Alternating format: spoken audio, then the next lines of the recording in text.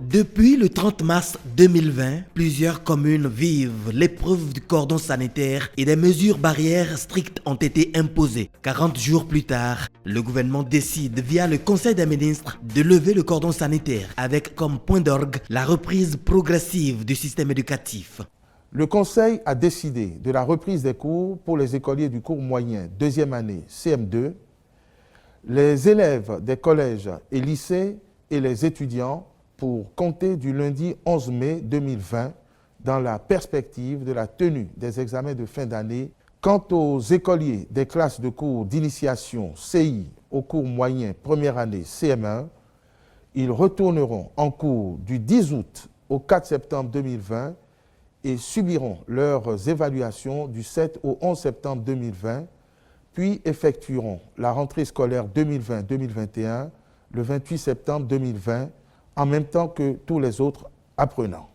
En ce qui concerne les écoles maternelles et les garderies, elles restent fermées jusqu'à la prochaine rentrée des classes. Pour ce faire, il sera procédé à la distribution gratuite des masques dans les écoles, collèges et universités publiques.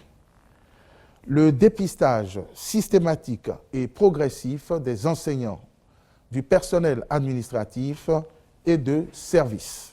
Les amphithéâtres restent fermés et les cours seront dispensés en ligne via une plateforme dédiée à cette fin. Pour plusieurs millions de francs CFA, le gouvernement a importé des matériels et des masques qu'il a subventionnés dans les pharmacies à 200 francs CFA l'unité. Et il ira encore plus loin au profit des populations qui disposent de peu de moyens financiers. Le gouvernement est conscient qu'il y a des Béninois qui hésitent à sortir 200 francs ou 400 francs par jour pour aller chercher leur masque. Que faut-il faire? C'est là où les réflexions ont conduit à définir la solution de permettre que les masques réutilisables soient également mis sur le marché.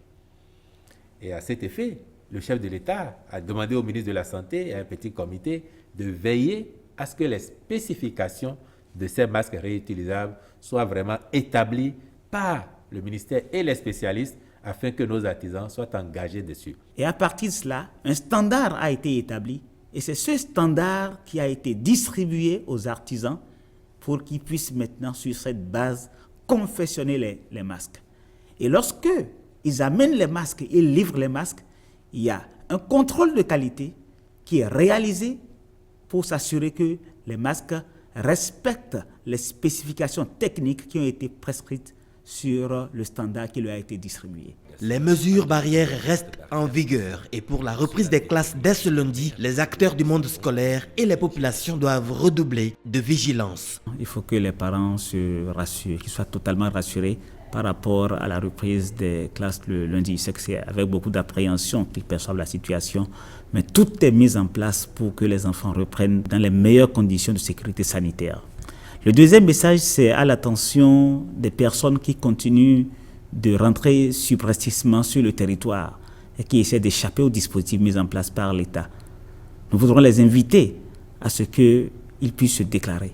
Ils doivent se rendre compte que lorsqu'on est dépisté et qu'on est traité, on peut guérir. Donc ça ne sert absolument à rien d'essayer d'échapper aux dispositifs. Et il ne serait pas inutile de rappeler encore une fois que le geste du lavage des mains à l'eau savon ou alors de la désinfection des mains à la solution au gel hydroalcoolique sera toujours d'appoint et doit être répété autant de fois que possible. Le respect des mesures de distanciation physique en tout lieu doit être de mise et le port systématique de masques, surtout avec la levée du cordon sanitaire, doit être strictement respecté partout. Chacun de nous doit se faire l'agent anti-Covid-19 du Bénin pour qu'à terme, ensemble, nous célébrions le triomphe de notre pays et de l'humanité sur cette actualité sanitaire qui dérange. Cet assouplissement de la mesure de limitation de la mobilité des personnes via la levée du cordon sanitaire ne sera salutaire que si chacun s'approprie l'objectif majeur poursuivi par le gouvernement, à savoir préserver la santé et l'économie des populations face au coronavirus.